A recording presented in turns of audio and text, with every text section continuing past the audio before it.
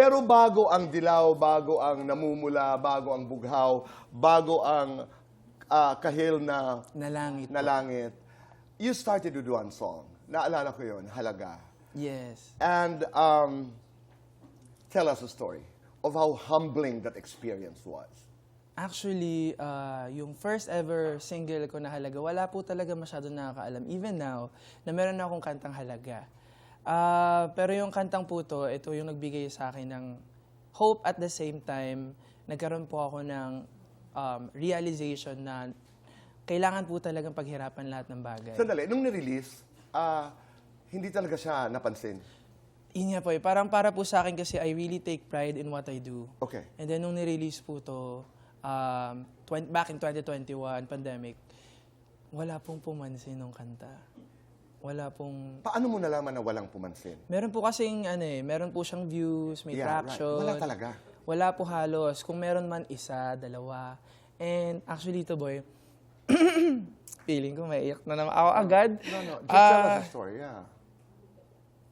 Back when I released this parang isang week, or 2 days, 3 days, I was really disappointed in myself. Na akala ko, ito na yung moment ko, nakasign na ako, naka-release na ako sa sarili kong kanta.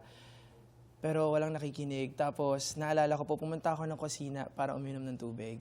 Tapos yung kwarto po kasi nila, Papa, malapit po dun sa kusina. Tapos naririnig ko po yung kanta ko from my dad's room and my mother's room. Saririnig ko po na si Papa yung nagsistream. Paulit-ulit. Every morning, every night.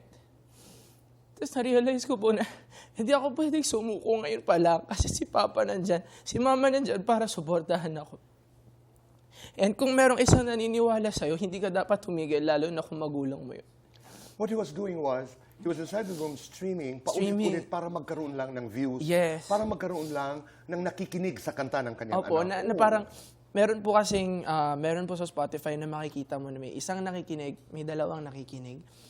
Tapos yung kaisa-isahan po na yung Papa ko. So, sobra po akong happy kasi si Papa, ang dami po nagsasabi na ang gaganda ng damit ko, na mga nag-uumpisa pa po ako.